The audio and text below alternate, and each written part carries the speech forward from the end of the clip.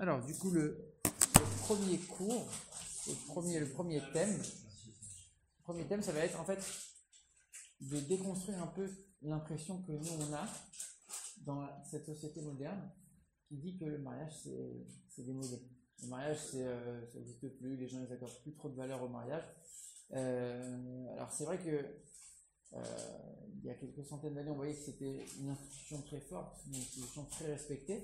Et aujourd'hui on voit que les gens se marient plus forcément. Le Pax, il y a plein d'alternatives, il y a des gens qui vivent ensemble, qui ont des enfants ensemble, qui ne sont pas forcément mariés.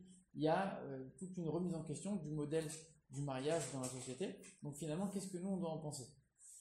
Est-ce que le mariage il a de l'avenir? Est-ce que le mariage c'est quelque chose qui est important? Et finalement, pourquoi on se marie? Pourquoi les êtres humains ils sont poussés de manière naturelle à vouloir se marier? Alors, il y a des questions ici et on va essayer de se baser un peu sur les réponses potentielles pour pouvoir construire un peu le début du cours. Il y a une petite blague qu'ils ont mis au début. Ils ont mis c'est quoi la définition de la polygamie? Ils ont dit la polygamie c'est avoir une femme de plus, une femme de trop. Et c'est quoi la définition de la monogamie? C'est la même chose, c'est avoir une femme de trop. C'est une petite blague, je trouvais rigolo. Alors, ici il dit quoi? Il dit selon vous, quelles sont les 3 raisons principales pour lesquelles on se marie? Admiration du conjoint, affection, amitié, amour, créer une famille, avantages fiscaux, avoir des enfants, compatibilité, confiance, intérêt commun, passion, présence de l'autre, pression sociale, relation conjugale, satisfaction personnelle, sécurité affective, etc., etc. Sécurité financière. Alors justement ici ils reprennent, ils disent bon on est d'accord que même s'il y a des avantages, il n'y a personne qui se marie pour ça. Sauf si c'est que pour ça, et dans ce cas-là c'est pas vraiment un mariage, c'est pas de ça qu'on parle. En fait, ce qu'ils veulent dire ici, c'est que il y a plein de trucs. Hein? La connexion intellectuelle. Aussi, ouais. T'as raison, non pas mais il écrit intérêt commun. Bon. Apprendre de l'autre. Intérêt commun, c'est. Ouais, j'aime les Pokémon et il y a les Star Wars. Ouais, t'as raison. C'est bien Star Wars. T'as raison. Alors en fait, ici ils ont mis cette liste pour que nous on puisse réfléchir et dire regarde, en fait, tout ce qu'il y a dans cette liste, on n'est pas obligé de se marier. Admiration, affection, amitié, amour, créer une famille, avoir des enfants. Alors ok, les avantages fiscaux, faut se marier, mais sinon, ok. Confiance, intérêt commun, passion, présence de l'autre. En fait, il n'y a pas besoin de tout ça. On peut très bien avoir tout ça sans se marier. Donc finalement, pourquoi les gens ils se marient? On veut oublier tout ça. Alors, il y a une des réponses, c'est pour faire en sorte que, alors là, on s'aime bien, ça va bien, donc on va faire en sorte de se marier, pour que quand ça ira pas, il y aura comme tu as dit, un verrou, ça va être difficile de se séparer. Et donc du coup, on anticipe le fait que ça va mal aller. Qui te dit que ça va mal aller? Oui, c'est négatif. Ouais, donc en fait, pourquoi se marier? Qu'est-ce qui pousse les gens à se marier? Si de toute façon, tout ce que le mariage nous apporte, on peut l'avoir sans mariage. Donc, qu'est-ce qui nous pousse à se marier? Alors là, il y a 4 questions, et les réponses, elles sont assez étonnantes. Et les réponses, elles vont montrer que la vision que nous, on a de la société, elle n'est pas forcément ce qu'elle est véritablement. Première question, c'est, selon vous, quelle est la probabilité, alors ça c'est une étude qui a été faite aux États-Unis, d'accord, qu'un homme se marie avant 40 ans soit supérieur à 80%. Ça veut dire, en fait, il faut répondre vrai ou faux. Est-ce que, arrivé à 40 ans, il y a plus de 80% de chances qu'un homme soit marié? Vrai ou faux? C'était aux États-Unis. Qu'il soit marié ou est-ce qu'il y a 80% de chances qu'il se marie? Qu'il soit marié avant 40 ans. Aux États-Unis. En quelle année c'était? Ça, je sais pas. Mais c'est récent. Je dirais oui. Je pense qu'il se marie. Oui, la réponse est oui. Pour Las Vegas, ils sont. Ouais, c'est ça. Donc ça veut dire qu'à 40 ans, il y a 80% des hommes, 81% des hommes et 86% des femmes qui sont mariées. Américains en tout cas. Deuxième question, les personnes diplômées sont plus susceptibles de se marier que celles qui n'ont pas fait d'études supérieures. Vrai ou faux?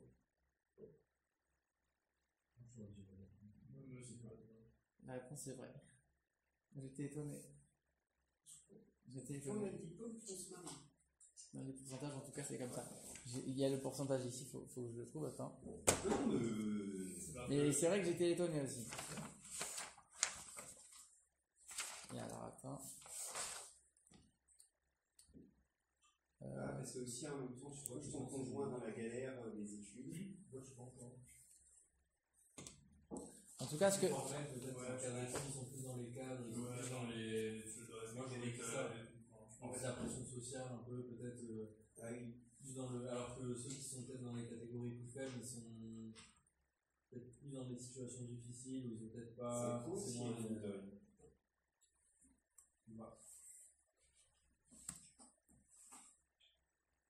Ok, ça c'est ce qu'ils ont mis alors. C'est effrayant ça, j'ai vu ça. Hein? Il y a une stat du consistoire qui est sortie, je crois. Ouais, même chez les juifs, c'est comme ça. Il y a plus de 2 tiers de J'ai couples plus. qui divorcent. 2 tiers des couples qui divorcent. Pas 2 tiers, plus d'un tiers. Plus d'un tiers. Ouais, j'avais vu un 40% entraîné quelque part. Un truc du consistoire, hein. Ouais. C'est terrible. Ouais, c'est pas vrai que chez les non-juifs, c'est vrai aussi chez nous. Alors, voilà, ça c'était les mots qu'on a vus. Le mariage en chiffres. Alors voilà. La réponse est vraie. 86% des femmes, 81% des hommes se marient avant 40 ans. Deuxième, les études. Les personnes. Ça c'était vrai. Troisième question. Alors, ah mince. Alors, plus d'un tiers des hommes de moins de 30 ans affirment ne pas ressentir le besoin de se marier. Non, ça marche pas, ça. Non, j'aurais dit vrai. Moi, j'aurais dit vrai. Non, aussi. J'ai vu la réponse, mais. Et bah voilà, c'est faux. C'est dingue ça. C'est qu'en fait, et le pourcentage, il est affolant. C'est-à-dire que vous allez voir. Non, mais attends, Hein ils ont. C'est des études qui ont été faites aux États-Unis. Ouais. Ils ont fait ça sur City ou quoi? Et ben non, même pas. C'est-à-dire que c'est plus de 30%. Mais alors regarde, 95% des jeunes de moins de 30 ans prévoient de se marier. Mais ça a été fait chez les mormons. C'est fou. Et non, Mais si, c'est incroyable, c'est incroyable. C'est pas du tout la vision que nous. Ouais. C'est pas la vision qu'on a. Je pense que, je sais pas quand ça a été fait, mais je pense, enfin, je sais pas, nous on voit par exemple depuis plusieurs années, il y a beaucoup de gens qui veulent pas avoir d'enfants. Je te jure, genre, moi j'étais étonné. On parle pas d'avoir des enfants, on parle de se marier. Ouais, de se Pas marier. pareil. Non, c'est sûr, c'est sûr. Même de s'engager, de se marier. Oui, mais est-ce que nous aussi? Ouais. Par rapport à peut-être 15 enfants. Alors attention, on ne dit pas qu'ils vont tous aller au bout de leur projet. Ça te fait?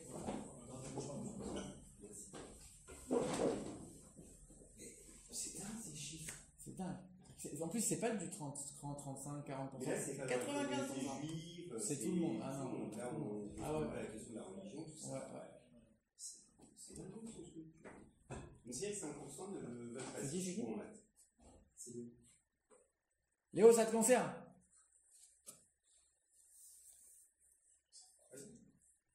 Et, ils ont fait aussi une autre réflexion. C'est que finalement, alors ça va? Ouais. Ils ont dit ça, c'est ceux qui ont le projet de se marier. Ils n'ont pas encore 30 ans. Ils n'ont pas encore 30 ans, ils ont juste le projet de se marier. Maintenant, ceux qui se marient pour de vrai, ça on les a vus. Ils sont là. C'est avant 40 ans.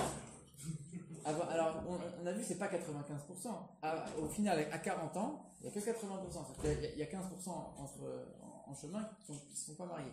Alors, sur ceux qui ne sont pas mariés, c'est pas forcément ceux qui ne voulaient pas se marier. Il y a aussi ceux qui n'ont pas trouvé. Il y a ceux qui ne sont pas mariés parce qu'ils ont des problèmes soit médicaux, soit autres, soit financiers, etc. Donc, c'est-à-dire que si on demande aux gens, les gens qui veulent se marier, ou les gens qui auraient voulu se marier, on est dans les 90%. C'est quelque chose de dingue. Eh ben non. Non, je te jure, en plus ça c'est un livre qui est vachement récent. C'est un livre qui est fait dans les années 2010. Donc, hein? C'est un truc qui date d'il y a 10 ans maximum. Ouais. Après, ces chiffres sont un peu plus vieux, donc c'est des années 2000. Bon, écoute, Ouais, non, mais c'est. même les années 2000, c'est assez étonnant par Est-ce rapport que à le ça. Pax existe aux États-Unis? Je pense qu'il y a d'autres trucs qui doivent exister, ou même sans le Pax, mais les gens ils vivent ensemble, alors ils ont des enfants, même s'ils sont pas mariés. Là, vraiment, c'est mariage.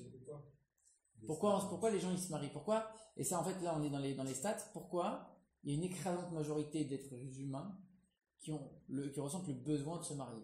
Alors qu'aujourd'hui on voit les gens ils disent non, moi je m'en fiche, non, on va rester ensemble, on va avoir des enfants, on va faire notre vie, mais on va pas se marier, c'est démodé le mariage, et surtout les jeunes. Et on voit que non. On voit qu'aujourd'hui, les gens, ils continuent à se marier, et même si les gens ils disent c'est démodé, c'est pas bien, c'est machin, les gens concrètement dans les faits, ils continuent à se marier et ils continuent à ressentir ce besoin de vouloir se marier. Qu'est-ce qui fait ça chez l'être humain? Qu'est-ce qui crée ce besoin de vouloir se marier, de vouloir établir ce lien particulier que le mariage il va faire? Et c'est ça qu'on va essayer de définir aussi, c'est quoi ce lien? Il y a aussi le modèle, du mariage. Le modèle familial aussi. Alors oui, mais alors le modèle... T'es enfant, t'as vu tes parents, enfin... Mais aujourd'hui, tu vois, justement, tous les modèles familiaux, ils ont été complètement déconstruits dans la société d'aujourd'hui. Et malgré qu'ils ont été déconstruits, les gens, ils continuent. C'est-à-dire que malgré tous les lobbies qu'on nous met dans la tête et toutes les idées qu'on est en train d'essayer de nous faire rentrer, les gens, ils continuent, concrètement. La dernière question, c'était quoi? Quoi? Se marier, mais ils décident de pas avoir. Là, on parle pas d'enfants. Là, c'est vraiment une série de cours uniquement sur le couple. On parle pas du tout des enfants. Ça, la quatrième question, c'était quoi? Plus des 2/3 des couples qui vivent ensemble sans être mariés, en concubinage, s'estiment parfaitement heureux et n'ont aucune intention de se marier. Plus de 2/3. C'est vrai. Est-ce que c'est vrai? Totalement. Tu vas me dire, c'est totalement faux. Est-ce que c'est vrai? C'est faux. C'est faux.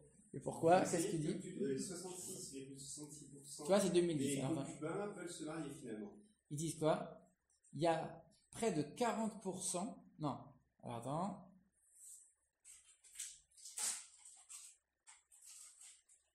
Non, alors, c'est pas cette question où j'étais. 28%. Non, alors, attends, c'était où? Là, j'ai perdu le truc.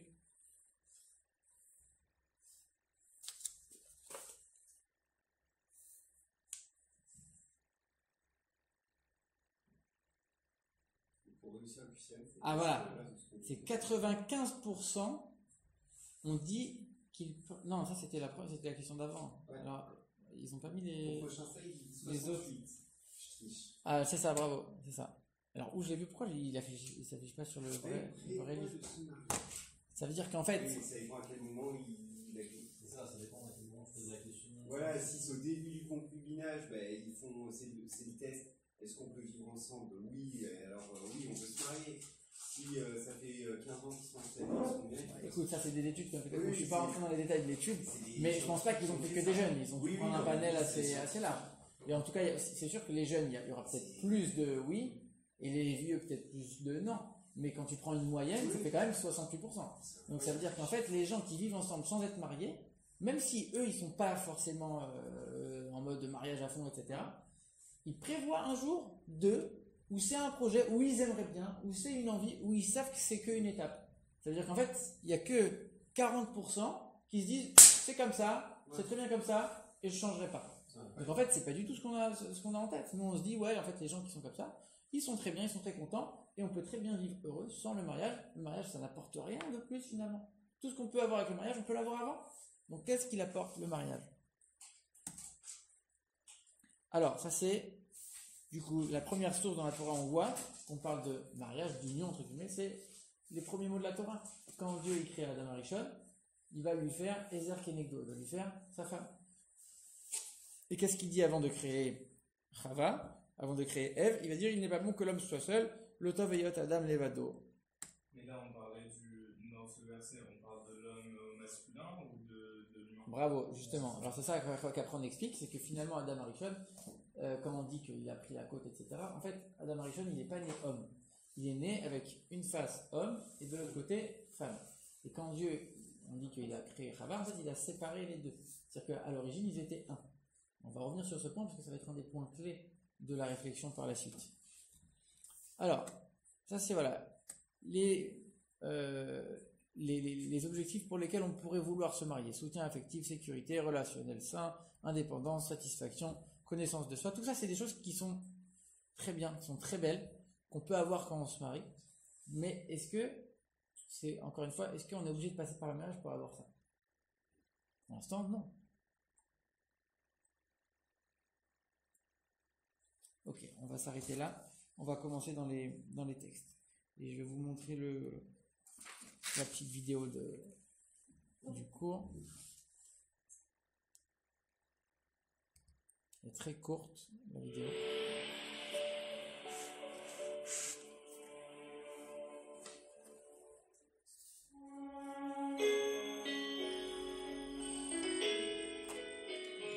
En 6 jours, Dieu créa le ciel et la terre, ainsi que tous les éléments qui s'y trouvent.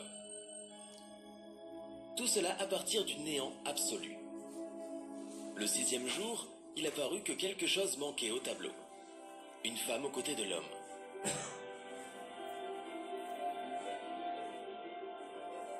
La Torah nous raconte que Dieu fit peser une torpeur sur l'homme, qui s'endormit. Puis il retira un de ses côtés et le façonna en une femme. C'est ainsi que Dieu créa la femme et qu'il la présenta à l'homme. Et l'homme dit, « Elle est un membre extrait de mes membres et une chair de ma chair. » Mais pourquoi donc la femme fut-elle créée à partir du corps d'Adam, le premier homme? Dieu ne pouvait-il pas la créer à partir du néant, comme il le fit pour toutes les autres créatures? Ou à partir de la terre, comme il le fit pour l'homme? Dieu avait-il épuisé son stock de matières premières?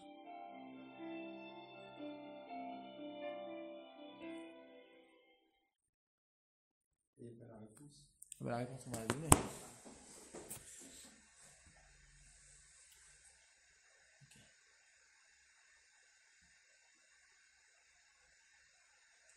Donc tous les bienfaits psychologiques là, qui ont été mis, ça en fait c'est des études qui ont prouvé que quand on est marié, l'homme il se sent mieux, il a plus d'estime de soi, il a plus de confiance en lui, il sent qu'il y a quelqu'un qui valide ce qu'il est, ce qu'il fait, et alors que quelqu'un qui est seul, il aurait tendance à penser ouais en fait il fait ce qu'il veut, il est plus libre, il est plus indépendant, et finalement non. Alors ça c'est encore une autre étude, mais j'ai passé rapidement, j'avais oublié. En fait, ça montre que quelqu'un qui est, entre guillemets, marié, on a l'impression qu'il est prisonnier, finalement, ça va lui donner, en tout cas quand c'est un mariage réussi, ça va lui donner une confiance en lui, ça va lui donner les forces d'être lui-même et de s'affirmer, etc. Donc même psychologiquement, un mariage réussi, c'est quelque chose qui est très important. Qu'est-ce qu'ils mettent ici? Le deuxième texte, donc on a vu le premier texte, c'était le fait de créer l'homme. Ça, le deuxième texte, c'est ce qu'on a dit. L'homme, c'est pas bon que l'homme soit seul.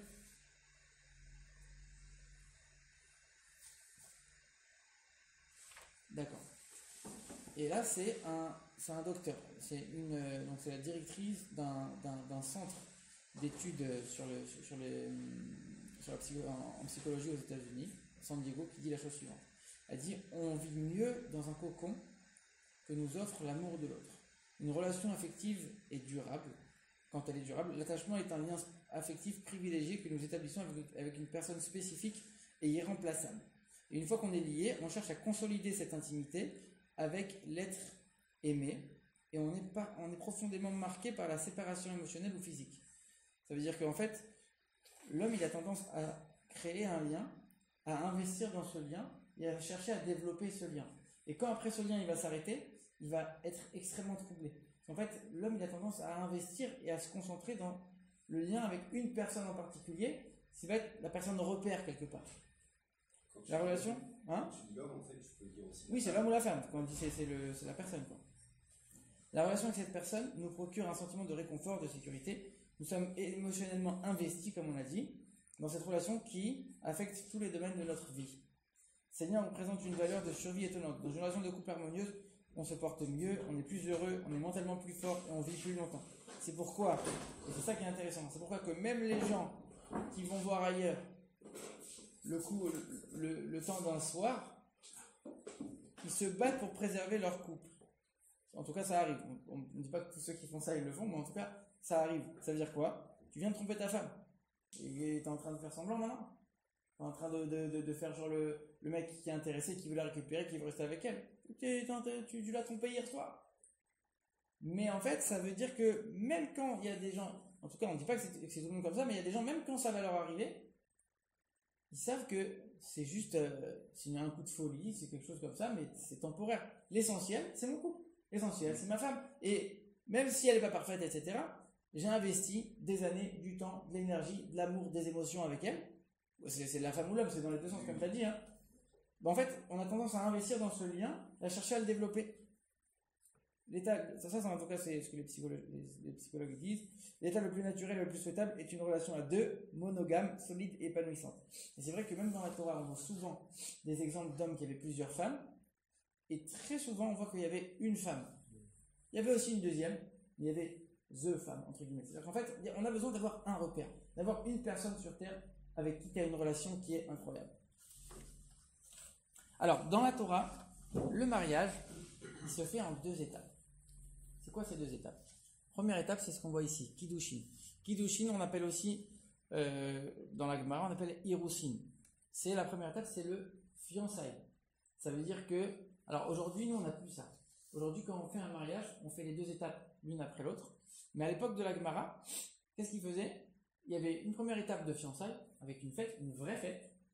Et après, en général, il y avait plusieurs mois, en général 1 an, avant le vrai mariage. Ça c'est pour ça qu'on donne une bague. La bague, c'est pour acquérir la femme, entre guillemets. Là, ils ont mis acquérir sa main, pour qu'on puisse mieux comprendre. Ok. Et ensuite, on a la deuxième étape, qui est Niswin. Ça, c'est le mariage à proprement parler. Et à ce moment-là, les époux, ils vont vivre ensemble pour de vrai. Là, le mariage commence. Ça, donc là, c'est la choupa, c'est ce que nous, on connaît. Et on amène la femme chez soi, on vit avec elle. Ok. Maintenant, il y a quelque chose qui est assez étonnant quand on regarde ces 2 étapes-là. Alors nous, aujourd'hui, on fait tout d'un coup. Très bien. Nous, on s'en aperçoit pas. Mais eux, avant, il y avait 1 an. Il se passe quoi pendant cette année-là? Pendant 1 an, t'es marié, mais t'es pas marié. T'as le statut, en fait, parce que la femme, à ce moment-là, elle n'a pas le droit d'aller avec un autre homme. C'est-à-dire qu'elle est, légalement, elle est considérée comme mariée par la Torah. Mais pas assez mariée pour pouvoir vivre avec son mari et avoir une vraie vie mariée. Donc t'es marié mais t'es pas marié. À quoi ça sert de faire une période comme ça, transitoire? En fait, on a dit au début que tous les bénéfices du mariage, on peut les avoir sans le mariage de toute façon. Et toi, là, t'es en train de faire quoi? T'es en train de me créer une période où tu vas avoir les avantages du mariage parce que t'es bloqué, tu peux plus aller avec quelqu'un d'autre. Par contre, t'as pas les bénéfices parce que t'as pas encore commencé à vivre avec la personne. Ça sert à quoi? C'est complètement fou. En fait, on est en train de dire depuis le début, tu peux avoir l'amour, tu peux avoir les enfants, tu peux vivre avec elle, tu peux avoir toutes les expériences que tu veux sans être marié. Et là, on te dit, c'est l'inverse. Tu vas pas avoir tout ça, par contre, tu vas oublier de te marier. À quoi ça sert? Attiser la passion. Ça, c'est ce qu'on va voir à la fin. Ça, c'est le spoiler. Mais c'est un détail de la réponse. C'est pas la réponse à 100%. Pour préparer la vie après le mariage, trouver l'appartement. Ouais, ça c'est la réponse terre à terre. Toi, on voit que t'es dedans, là. On voit que t'es enfin dedans, là. Alors en fait, on va développer ce point plus profondément, mais en 2 mots. C'est justement pour s'apercevoir de la valeur intrinsèque du mariage en tant que tel. C'est-à-dire qu'on a posé la question au début, mais pourquoi on se marie? Je me marie pour les enfants, je me marie pour avoir de l'amour, je me marie pour avoir de la sécurité financière, émotionnelle, etc. En fait, on se dit non. En fait, tu vois que non. Tu vois que tous les gens qui peuvent avoir ça sans se marier, on a vu 95%, ils peuvent très bien avoir ça sans se marier. Ils vont se marier. Et ils sont poussés à se marier. Pourquoi? Qu'est-ce qui les pousse? En fait, on a tous besoin d'avoir une connexion, une union inconditionnelle, où l'un et l'autre vont faire plus qu'un. Sauf que ça, si c'est masqué par tous les intérêts qu'on va pouvoir avoir, on va plus le voir, ce lien essentiel. Alors on va te montrer une période exprès où il n'y a rien d'autre que ce lien et c'est tout. Pour te montrer c'est ça qui est important. Et c'est ça le mariage. C'est ça la valeur du mariage d'après le judaïsme et c'est sur ça qu'on va essayer de se baser. Et après, tu vas te marier, tu vas avoir des expériences, tu vas renforcer, tu vas avoir des liens, des connexions, une intimité, des enfants, une famille, etc. Tout ce que tu as envie. Mais d'abord, rappelle-toi, c'est quoi l'essentiel? C'est le mariage en tant que tel. C'est tout. Alors ça, c'est dans les textes. Il dit, voilà, la Torah, donc, on a dit d'acquérir avec de l'argent, devant des témoins, etc. Ensuite, on a dit que le couple, il doit être isolé chacun de son côté pendant jusqu'à la deuxième étape du mariage. Le texte d'après, c'est, on a vu que Dieu, il a fait endormir Adam pour lui prendre pour faire sortir la femme. Très bien. Et justement, alors ça, c'est ça aussi. Pourquoi, ça c'était la question de la vidéo, pourquoi Dieu, il a pris la femme du corps de l'homme? Pourquoi il l'a pas créé avec la terre? Pourquoi il n'a pas créé avec autre chose? Il aurait très bien pu créer avec n'importe quoi. C'est pour rappeler à l'homme qu'en vérité, l'homme et sa femme, ils sont que un. Ils sont finalement que un. Ils ont toujours été un. Et c'est ça en fait, cette idée de dire je vais prendre la femme de l'homme. Pourquoi je la prends pas d'ailleurs? Et c'est aussi ce qu'on explique dans le Zohar. Alors ça, je crois qu'il le met dans un autre endroit, mais alors ici, il fait une précision parce que on n'est pas en train de faire un cours sur la provenance des âmes, etc. Parce qu'après, si tu commences à dire ouais, mais celui qui était divorcé, alors tu es en train de dire que c'était pas la même âme, on rentre pas dans tout ce détail. Le Zohar, il est extrêmement long sur ces choses-là, c'est très complexe. Mais la règle générale, de manière très globale, c'est de dire que les deux âmes des deux mariés, elles ont été, en fait, c'est une seule et même âme qui, au moment de descendre sur terre, s'est divisée. Il y en a une qui est descendue, des fois même plusieurs années auparavant, elle s'est habillée dans le corps de telle personne, l'autre elle est descendue dans le corps de telle personne. Quand ils vont se marier, les deux âmes vont se reconnecter, elles vont refaire un. En vérité, c'est une seule et même âme. C'est pas du tout comme les gens y pensent, on dit des âmes sœurs. C'est quoi des âmes sœurs? C'est des âmes qui s'entendent bien, donc elles sont sœurs. Pas sœurs, c'est moi-même. C'est la deuxième partie de moi-même, on dit c'est ma moitié. C'est aussi une expression. Ça c'est vrai. Ça c'est vrai. J'ai une question, Hélène, avant, par rapport à ce qu'on a vu sur le divorce, avant, il y a très longtemps, ça existait le divorce pour les juifs? Bien sûr, il y a toujours, même dans la Torah écrite, on parle du divorce. On parle de guet.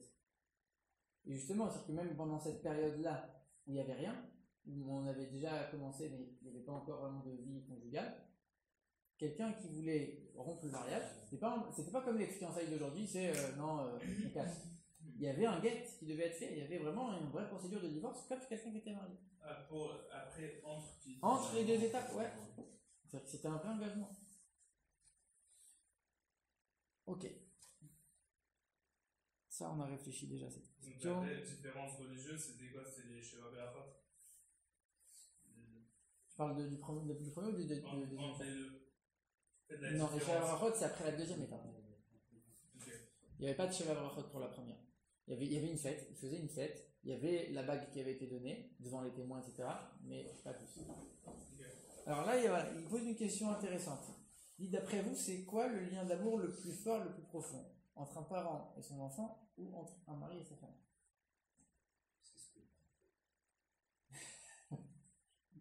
J'aime bien cette phrase avec ça.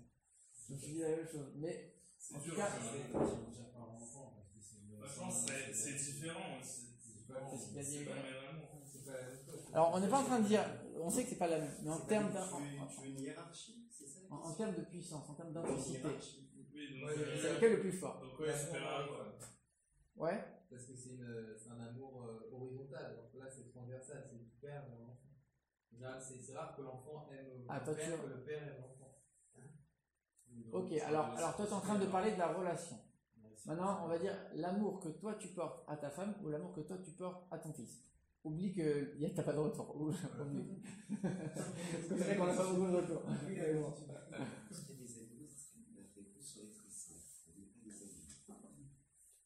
Alors, d'après vous? C'est vrai. Ils sont simplement mangent leur petit parce que ils vont faire un petit s'ils ont très faim. C'est un peu manger les enfants. Alors, d'après vous? Toi, tu gardes la même réponse même avec ce paramètre? Non, ça, par enfant? Cela aussi? J'avais ça, je pense que c'est un peu spontané. C'est quoi? T'aimes plus Jess ou Marie? On va pas leur demander.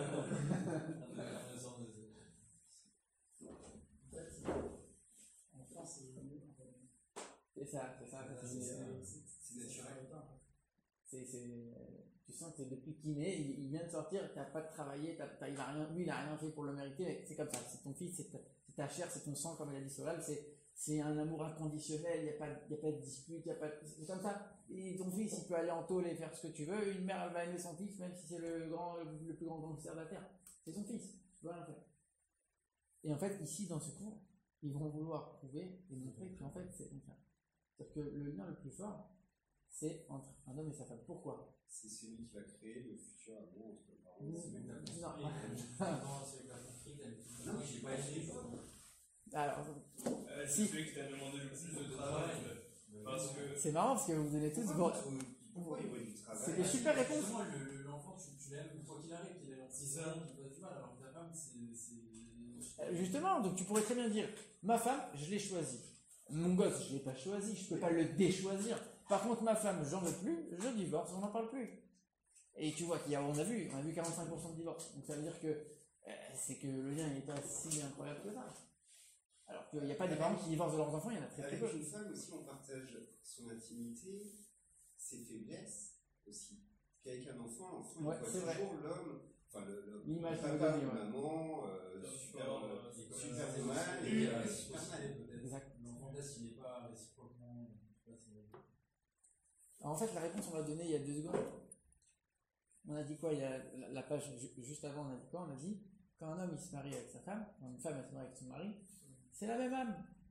C'est 2 parties de la même âme. Ton fils, tu vas l'aimer de manière inconditionnelle, c'est ton sang, c'est ta chair, c'est ta famille, c'est ce que tu as envie. C'est une autre âme. C'est quelqu'un d'autre, c'est différent de moi. Il y a moi, il y a mon enfant. Ta femme, c'est pas comme ça. Moi et ma femme, c'est la même personne, c'est la même chose. Il y a une histoire connue. Il y avait, il y a une cinquantaine d'années, non, un peu plus, il y a 60-70 ans, il y avait un grand rave à Jérusalem, on l'appelait le Tzadik de Jérusalem. C'était un très grand rave, il s'appelait Rav Aryeh Levin. Et alors il y a plein d'histoires sur lui. Une des histoires, je pense que c'est une histoire très connue qui a circulé sur Torah Box, sur plein de sites pendant des années. Une fois, il est parti chez le médecin. Le médecin lui dit, il est parti accompagner sa femme chez le médecin. Et le femme, il dit, ok, d'accord, très bien, pourquoi vous êtes là? Et il dit, le pied de ma femme nous fait mal. Il dit, on a mal à notre pied. Il dit, mais qui a mal? Il dit, bah, c'est ma femme. On a mal à notre pied. Et en fait, il a dit de manière naturelle, de manière spontanée, c'est pas un mytho. Voilà. En fait, ça veut dire que vraiment, on est la même personne. Et quand elle souffre, moi je souffre. Quand moi je réussis, elle est contente. C'est une symbiose. Donc en fait, le sujet qu'ils vont développer ici, c'est que la relation de couple, ça doit être ce qu'il y a de plus précieux, ce qu'il y a de plus puissant dans la vie de quelqu'un. Ça doit être, voilà. Donc selon ce que tu dis, ici la réponse c'était l'amour mari-femme. Ouais. Ouais, donc ça voudrait dire aussi qu'on s'aime plus nous-mêmes que nos enfants. J'ai pensé à la même chose. J'ai eu la même réflexion. En fait, oui, mais c'est logique aussi. C'est logique aussi. J'ai envie de te dire. Il y a plein de gens qui donnent. Enfin, j'imagine après. Ouais, parce que les gens ils imaginent dans leur truc. C'est romancé, mais il y a plein de gens qui donnent leur vie pour leurs enfants. Ouais, ça c'est dans la théorie, tu sais. Voilà, Si je te mets dans une salle avec ton fils et je te laisse pendant une semaine sans bouffer et que je te mets un morceau de gâteau, il n'y a pas de mon fils, machin, tu te jettes sur le morceau de gâteau, tu dis, ah ouais, eh oui. C'est écrit d'ailleurs dans le Chumash, c'est écrit dans les malédictions. Je n'aime pas parler de ces sujets-là, mais vous me provoquez là. Dans les malédictions de Kitavo, c'est écrit, une des malédictions qui est donnée, c'est les mères délicates, gentilles, pas les mères dures, les mères gentilles seront tellement accablées par la famille qu'elles vont, écoutez bien, non seulement qu'elles vont manger leurs enfants, pas seulement qu'elles vont manger leurs enfants, c'est qu'elles vont prendre un enfant pour le manger et elles voudront même pas en donner à l'autre enfant qui a faim. Et ça s'est passé pendant le siège de Jérusalem. Donc en fait, c'était des choses qui étaient écrites dans la Torah des malédictions qui se sont réalisées par la suite. Alors ça s'est manifesté chez les Juifs. À mon avis, ça se manifeste chez n'importe quel être humain. C'est-à-dire que dans les situations critiques, il n'y a pas d'autres. Il y a moi et puis c'est tout, il y en a sur lui. Donc en fait, oui, mon enfant, c'est moi, c'est ma vie, c'est ce truc, c'est ce que tu veux, mais dans la théorie, c'est bien beau, mais dans la pratique, c'est autre chose. Donc en tout cas, c'est censé être une relation binaire où il y a 2 âmes, alors qu'avec ta femme, c'est censé être la prolongation du même être. Ça, c'est ce qu'on a vu, la création de l'homme et de la femme. D'abord, il a séparé les deux, et donc c'est pour ça que on doit s'unir et être un, au niveau du corps et de l'âme. C'est-à-dire qu'en fait, l'union, c'est au niveau de l'âme, on a dit c'est les 2 parties de l'âme qui se réunissent, mais même au niveau du corps, parce qu'on voit qu'il y a une union aussi charnelle. Alors. On ne peut pas manger notre femme. J'ai pas voulu aller aussi loin, mais ça voudrait dire, peut-être que non, je sais pas. En tout cas, c'est pas écrit là-bas que tu manges ta femme. J'avais peur que quelqu'un pose la question, il a pas loupé.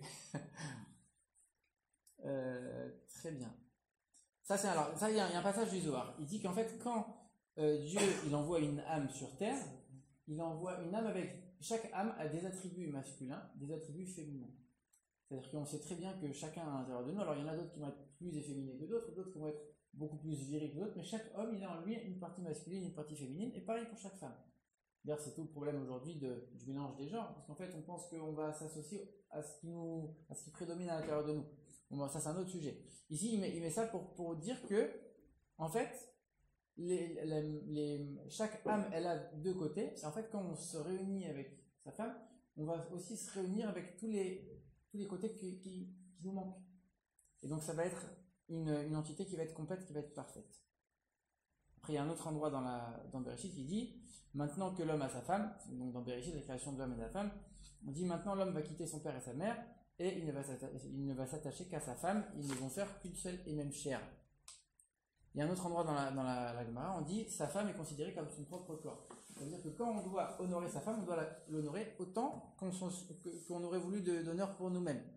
Et l'homme, donc Adam Arishon, qu'est-ce qu'il dit? Il dit maintenant tu es un os de mes os, une chair de ma chair, etc., etc. Ok, tout ça on a vu. Alors, ça c'est voilà, un autre sujet intéressant, c'est que quand on se marie, c'est quoi la bracha du mariage? Que tu nous as sanctifiés par tes commandements et que tu nous as interdit les jeunes filles qui sont déjà fiancées. Ça veut dire qu'en fait, les jeunes filles qui sont prises, elles sont interdites. Sous-entendu, tu es en train de dire quoi? Je me fiance avec cette fille-là, maintenant cette fille-là, elle est interdite aux autres. Logique. Tu es en train de faire une bénédiction sur ça. Et après, il dit quoi? Et tu nous as permis, les femmes qui sont mariées avec nous, donc qui sont mariées avec moi, les femmes qui me sont mariées, en tout cas, tu me les permets. Je comprends pas. Tu es en train de faire une bracha sur quelque chose qui est interdit. Quand tu mets les téfilines le matin, tu fais une bracha. Quand tu vas manger la matzah à Pessah, tu fais une bracha. Quand il y a écrit ne pas manger de porc, tu vas dire là je ne mange pas de porc. Tu fais non, tu fais pas de bracha quand tu fais quelque chose tu fais pas quelque chose d'interdit. Et là tu es en train de dire maintenant cette fille-là elle va être interdite aux autres et donc tu es en train de faire une bracha. C'est assez étrange. Alors on sous-entend qu'on nous a un petit peu rendu service et mené vers le droit. C'est-à-dire on ne votera pas la femme de ce prochain. Oui, mais on ne fait pas de bracha dessus. On ne fait pas de bénédiction sur ça.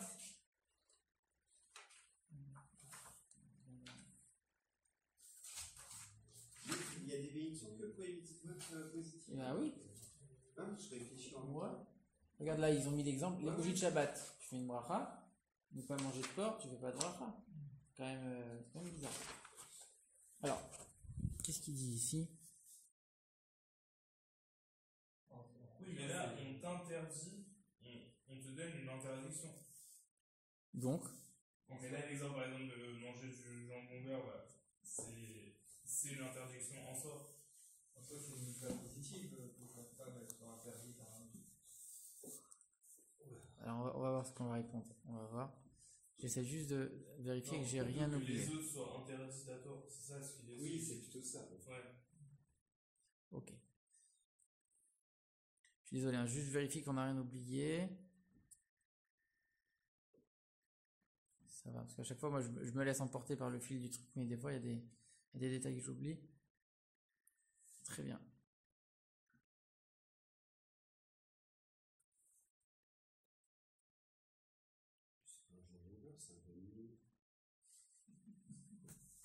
Panini au jambon quand même.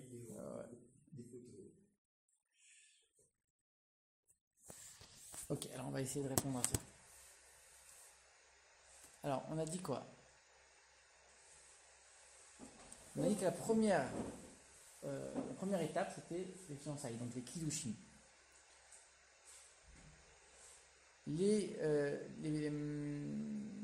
Qu'est-ce qu'ils ont mis ici? Union de l'âme, relation désintéressée, fondement du mariage pour se séparer. Donc ça, c'était les raisons qu'on avait dit au début. Nisuin, c'est quoi? À ce moment-là, il y a... Donc en fait, dans la première étape, union de l'âme, très bien. C'est-à-dire qu'en fait, je n'ai pas encore commencé à m'unir vraiment avec ma femme. Relation désintéressée, je ne vis pas avec elle, donc je n'ai pas tous les intérêts. Fondement du mariage, ça c'est ce qu'on a expliqué, c'était le lien en tant que tel, intrinsèque.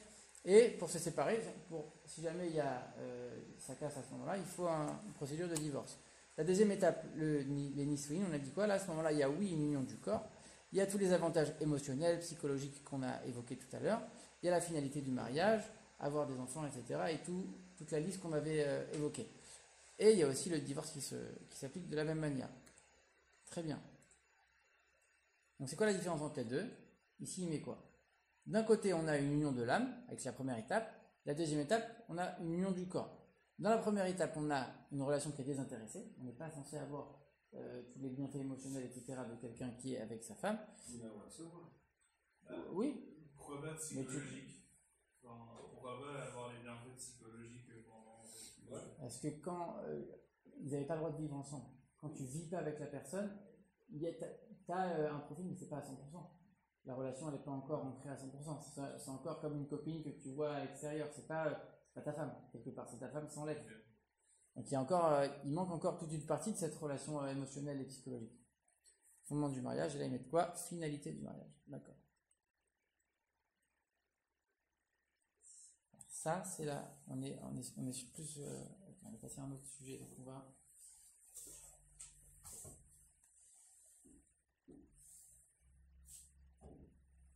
Alors, il y a quelqu'un justement qui a voulu répondre à cette question, pourquoi on fait une bracha sur quelque chose de négatif. Il a dit quoi? En fait, c'est un paradoxe. La femme, elle est fiancée, et pour se fiancer, elle doit, pendant cette période où elle est fiancée, elle est interdite aussi à son mari.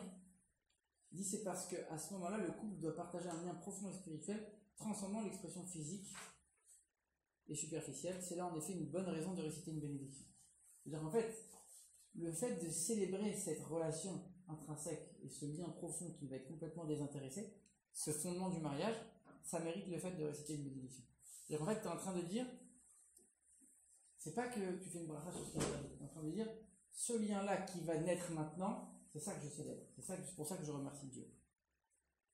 Alors, on sait que dans la Torah, toujours on parle de fiançailles entre Dieu et le peuple juif. De mariage entre Dieu et le peuple juif. Donc, le nom de la Torah, c'est quoi? C'est le mariage. L'homme, c'est Dieu, la femme, c'est le peuple juif. Il y a une formulation intéressante où, alors ça c'est dans Oshéa, dans les prophètes, qui parle pas de mariage, il parle de fiançailles. Et qui dit quoi? Dieu, il parle au peuple juif, il dit, je vais être fiancé avec toi pour toujours. Tu vas être ma fiancée, etc. Et en toutes circonstances, tu vas être ma fiancée. Pourquoi tu ne dis pas ma femme? Pourquoi tu emploies le mot de fiançailles et pas de mariage? Parce qu'en fait, cette relation intrinsèque, elle est tellement désintéressée, elle est tellement pure, elle est tellement belle, que Dieu est en train de dire, c'est ça. La relation avec vous et moi, c'est pas le mariage, c'est-à-dire pour les intérêts, pour les bénéfices qu'on peut obtenir l'un de l'autre. C'est vrai, quand je vais faire des mitzvot, je vais avoir une récompense. Quand je vais me rapprocher de Dieu, je vais avoir un plaisir dans l'étude, un plaisir dans la pratique, etc. La relation entre Dieu et le peuple juif, elle ne doit pas être basée sur ça. Elle doit être basée uniquement sur ce côté fondateur, ce côté désintéressé. C'est pour ça que Dieu dit, le peuple juif, vous êtes ma fiancée. On a un lien indéfectible.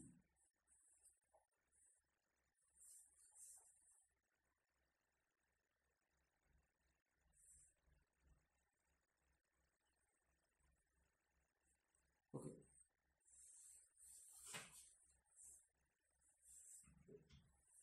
Alors là, on passe à autre chose. Et c'est là la diapo qui est ici. Alors, ce texte-là, ainsi sur l'océan de la vie, nous passons et parlons à un autre. En fait, ça c'est un poète qui a écrit ça. C'est un très grand poète américain. Il a écrit quoi? Il a écrit: les navires passent dans la nuit et parlent entre eux en passant. Seul un signal émis, une voix lointaine dans l'obscurité, et c'est tout. Ainsi, dans l'océan de la vie, on passe, on parle à quelqu'un d'autre, juste un regard, une voix, l'obscurité et un silence. Et ici, il explique quoi ce psychologue? Il dit, donc c'est un psychologue, c'est le même thème que ce poème-là. Il dit en fait, le problème central, et ça c'est vrai que moi j'ai parlé avec des psychologues, et eux ils disent à 100%, ils sont à fond là-dedans. Le problème central de tous les maux d'un être humain, de toutes les souffrances, de tous les traumas, de tous les troubles psychologiques, il y a une chose, c'est l'isolement. Quelqu'un qui n'a pas, enfin pas l'isolement, la solitude plutôt. C'est-à-dire quelqu'un qui n'a pas de relation sociale, quelqu'un qui se sent pas aimé, qui se sent pas apprécié, qui ne sent pas qu'il a une relation profonde ou même superficielle avec quelqu'un, alors lui, il va avoir tendance à la dépression et à la tristesse, etc. Et en fait, ça, c'est aussi la base pour dire que il faut cette relation essentielle, cette relation où on va tout investir pour développer tout ce qu'il y a autour, pour développer la complicité, la sécurité émotionnelle, la confiance en soi, l'estime de soi, etc. En fait, le mariage, il apporte tout ça. Un mariage, en tout cas réussi, épanoui, il apporte tout ça. Donc même tous les gens qui vont dire ouais, moi je vais réussir dans la vie, je vais être entrepreneur, je vais être ministre, je vais être ce que tu as envie, je vais être milliardaire, si tu n'es pas épanoui dans ton mariage, tu vas toujours te sentir seul. Et en fait, ce qu'il explique ici, c'est que quelqu'un qui est marié et qui a une relation solide et bien établie, un mariage réussi, il peut être seul dans le désert pendant des mois, il ne va pas se sentir seul, puisqu'il sait que de toute façon, il y a quelqu'un qui pense à lui, et quand il va rentrer chez lui, il y aura quelqu'un, il y aura sa famille, il n'est pas seul. Par contre, quelqu'un qui a énormément d'amis, énormément de connaissances, mais c'est que des liens superficiels à droite à gauche, et quand il rentre chez lui le soir, il est seul avec lui-même, lui, il va se sentir seul. Donc en fait, ça dépend vraiment de ce lien profond que tu vas créer avec une personne, comme on l'avait dit au début, une personne en particulier avec laquelle tu vas t'investir, tu vas développer ce lien, et c'est ça le lien du mariage.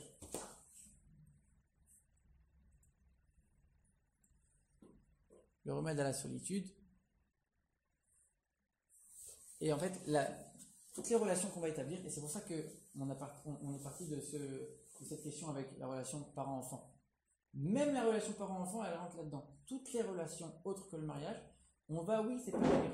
On va, oui, avoir une satisfaction. On va, oui, avoir des bons moments. On va, oui, avoir quelque chose en retour, etc.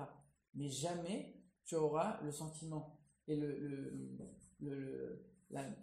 mêmes bénéfices qu'une relation solide d'un mariage réussi. Donc en fait c'est clair, un enfant, un parent il peut aimer son enfant à l'infini, vivre seul avec son enfant. Demandez à des mères qui sont divorcées, qui vivent seules avec des enfants, des fois elles ont vécu pendant 10 ans, 20 ans toutes seules. Est-ce qu'elles ont dit cette relation elle t'apporte quelque chose, t'es bien, t'es heureuse? Ouais, mais je suis seule. Ah, mais t'es pas seule, t'as un enfant, des fois c'est 2 enfants, des fois c'est 4 enfants. Je suis seule, t'es pas seule, t'es entourée. Et on a dit la relation avec les parents et les enfants c'est encore plus fort. Ben non, tu vois qu'il lui manque quelque chose à cette personne-là. À l'inverse, des couples qui ont été ensemble pendant des dizaines et des dizaines d'années, alors oui, ils vont dire on n'a pas eu d'enfants, il nous a manqué quelque chose dans notre vie. Mais par contre, le lien entre eux il a été tellement fort, eux ils vont pas dire j'étais seul. J'ai ma femme avec moi, j'ai mon mari avec moi. Donc on voit que le lien sur lequel il faut investir le plus, c'est le couple. Et j'avais aussi entendu dans un autre endroit qui disait la meilleure manière d'avoir une relation de famille réussie et une éducation des enfants réussie, un lien avec les enfants qui soit réussi, épanoui, c'est le fait d'avoir un couple solide et épanoui. Parce que s'il y a des problèmes dans le couple, l'enfant il va le ressentir, l'éducation de l'enfant elle va pas être cohérente.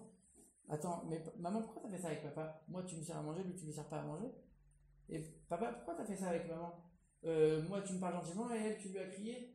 Donc en fait l'enfant il va s'apercevoir des incohérences. Le fait d'avoir un couple solide et épanoui, ça va être la meilleure clé pour qu'après tout se passe bien dans le reste de la famille. Donc c'est vraiment la relation sur laquelle il faut investir le plus. Alors du coup, c'est ça aussi.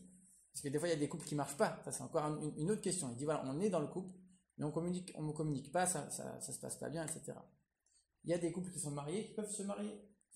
On peut être marié d'après les lois du mariage, mais on n'est pas marié à l'intérieur, c'est qu'on ne vit pas cette relation. Tu peux aussi te marier même si tu es déjà marié. C'est-à-dire travailler ce couple, travailler cette relation, investir dans ce lien.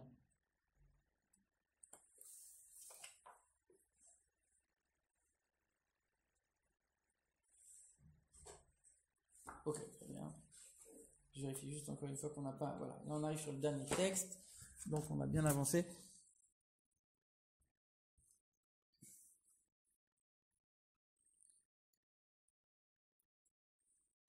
Très bien, tout ça on l'a dit.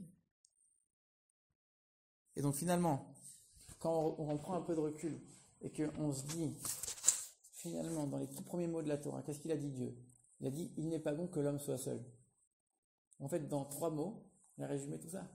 En fait, il n'est pas bon que l'homme soit seul. C'est la chose la plus importante. C'est la chose la plus importante et c'est ça que j'ai essayé de lui créer. La première chose que je lui crée à l'homme, c'est quoi? C'est sa femme. Et comment je la crée de lui? Parce qu'en fait, c'est une seule et même chose. Et s'il n'y a pas ça, c'est pas bon. C'est pas bon. En fait, tout ce que la psychologie est en train de découvrir aujourd'hui, dans les premiers mots de la Torah, déjà, en 3 mots, Dieu, il l'avait dit. Ok, tout ça, on l'a dit aussi. Et donc, cette relation profonde, elle est uniquement dans le couple. Pourquoi c'est particulièrement dans le couple parce que c'est une relation des âmes, c'est les deux âmes qui se retrouvent entre elles, et donc c'est pour ça qu'il y a uniquement dans le couple qu'il peut y avoir cette relation aussi intense. Ok. Alors voilà, ça, ce qu'ils ont dit, ce qu'on a vu dans la diapo d'avant, qui disent ici, on n'arrive plus à se comprendre, il n'y a plus de communication dans le couple. En fait, c'est parce que aussi les gens, ils n'arrivent pas à comprendre pourquoi ils se sont mariés. C'est quoi le but du mariage? Ce qu'on a dit au début, la question qu'on a posée au début, c'était quoi le but essentiel du mariage? Les gens qui pensent qu'ils se sont mariés pour avoir un bénéfice, pour avoir une sécurité émotionnelle, pour avoir quelqu'un à qui parler, pour avoir une présence, et qui ont oublié le fondement de se marier parce que c'est ma moitié, parce que c'est moi, parce qu'en fait c'est un lien intrinsèque et indéfectible et inconditionnel. Non, je me marie parce que j'ai besoin que quelqu'un me fasse à manger à la maison. Ah non, parce que j'ai besoin... Hein, ça c'est évident. Mais je me marie parce que j'ai besoin que quelqu'un me soutienne quand j'ai des problèmes émotionnellement, etc. Mais même ça, alors ça va venir après, mais ça ne doit pas être la raison du mariage. Parce qu'à ce moment-là, si l'autre ne remplit pas ce rôle-là, tu vas dire quoi? Il y a un problème, on ne s'entend pas, ça ne va pas. Alors essaye de prendre du recul et de te remettre dans la tête pourquoi tu t'es marié. Et si tu arrives à remettre cette ligne en priorité, tu vas essayer de comprendre un peu plus en profondeur, et à ce moment-là, tu peux commencer à travailler la communication, etc. D'ailleurs, la communication, moi aussi, j'ai pas mal étudié sur la communication. J'avais fait ma thèse dessus. C'est la base de tous les problèmes, pas seulement dans le couple, mais dans toutes les relations humaines. La base de tous les conflits, c'est le manque de communication. Et donc, c'est ça, c'est quand l'autre, il va reconnaître que quand tu lui parles, c'est pas ton intérêt à toi que tu recherches. Quand tu vas parler avec ta femme, tu vas te confier sur un sujet particulier. Et elle voit qu'en fait, ce qui t'intéresse, c'est pas tant le fait d'être soulagé, c'est le fait de créer un lien. Et ben alors à ce moment-là, ça change. Quand tu vois qu'en fait, tu es là uniquement pour assouvir les besoins de l'autre, il y a un moment où ça marche plus. Mais quand par contre, tu vois que l'autre, il a besoin du lien, juste le lien pour le lien, là, ça commence un petit peu à redonner du sens. Ok, très bien. Ok, tout ça on l'a dit. Alors là du coup, je ne sais plus qui l'avait dit au début, je crois que c'est toi Edouard, ouais. Non ? Je sais pas ce que je fais. Au début, alors ça c'est aussi un autre aspect de cette relation un peu spéciale pendant cette période où on est marié mais sans vraiment être marié. Cette période en fait, dans le calendrier de la femme juive, on doit le retrouver tous les mois entre le mari et la femme.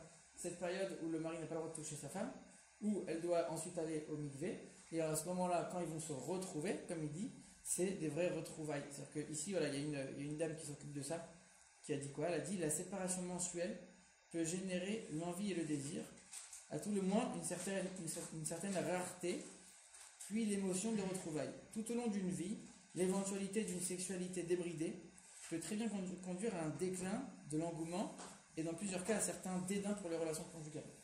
En deux mots, quelqu'un qui en a toujours, il n'en a plus envie. Et quand tu n'as plus le droit à la chose, à ce moment-là, tu commences à retrouver un peu le désir de la chose. L'interruption mensuelle enseigne au couple à chérir le moment passé ensemble. Chaque mois, ils sont séparés, pas toujours quand cela est pratique ou facile, et ils s'attendent l'un l'autre. Ils comptent les jours qui les séparent et le moment de leur retrouvaille. Cette dynamique apporte une qualité nouvelle à leur union. En ce sens, le Talmud nous dit « Ainsi, elle sera aimée comme au jour de son mariage ». Donc en fait, c'est un peu la même chose, c'est-à-dire que cette relation d'éloignement, elle va créer le désir. Ça, c'est encore un autre cours à 100%. Mais je pense qu'on avait déjà fait ça un Shabbat matin. C'est que toute la notion de désir, de désirer quelque chose, elle ne vient que quand la chose, elle te manque. Une chose que tu as, tu ne vas pas désirer une chose que tu as. Il n'y a personne qui désire ce qu'il a. Les gens, ils désirent ce qu'ils n'ont pas. Et quand ils ont ce qu'ils désirent, ils désirent plus ce qu'ils ont. Ils désirent encore autre chose. Donc en fait, c'est sans fin. Sauf que quand tu institues volontairement une période de désir, alors à ce moment-là, tu retrouves sans cesse un cycle d'épanouissement, etc., qui va te redonner envie. Je vérifie juste qu'on n'ait rien oublié. Là, on est sur la fin.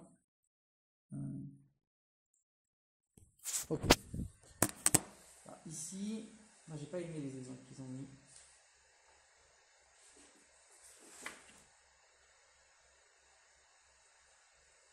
Ok, on a fini. Donc, en deux mots. on avait dit que toutes les idées reçues qu'on avait sur le mariage, c'était que les gens aujourd'hui, ils veulent plus se marier, ils en ont plus envie, et que le mariage, il est amené à disparaître. On a vu que dans les faits, c'est complètement l'inverse. Les gens, ils ont envie de se marier, ils continuent à se marier, plus de 90%. On dit qu'on a un besoin profond de créer un lien exclusif avec quelqu'un en particulier. Ça, c'est la deuxième étape du mariage. Ensuite, on avait dit que ces deux moitiés qui vont se retrouver pour former un tout, une même entité. On a dit que ce lien-là intrinsèque pendant cette période, c'est ça qui va être complètement désintéressé, qui va être le fondement de la relation et du mariage. Ensuite, on avait dit que le sentiment de solitude, c'est ce qu'il y a de plus problématique chez quelqu'un, et que c'est uniquement avec un conjoint que ça peut être réparé, et pas avec aucune autre relation qu'on peut avoir, même avec ses enfants. Après, on avait dit que la relation la plus importante de la vie de quelqu'un, dans laquelle on doit investir le plus, c'est le mariage. De prendre conscience de c'est quoi le mariage et pourquoi on s'est marié, et c'est ça qui va permettre d'avoir un mariage épanoui et réussi. Et enfin, le dernier point, le fait d'avoir cet éloignement à la fin de chaque mois, ça permet de recréer du désir et de recréer cette relation désintéressée, de la remettre un peu au goût du jour. Voilà.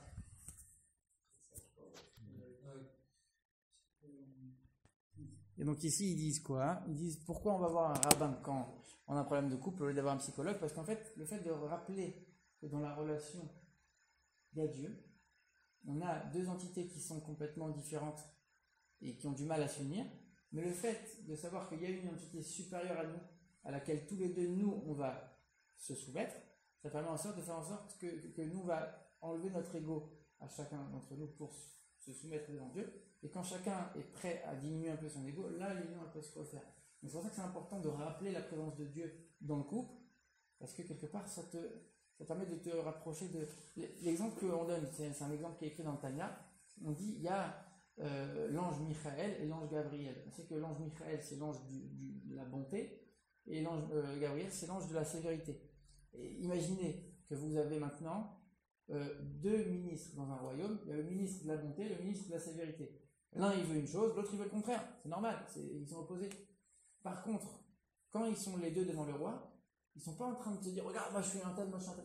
Les deux, ils baissent la tête, ils n'existent plus. Ils disent, moi je suis un ministre du roi, moi je suis un ministre du roi. Et les deux, c'est les mêmes.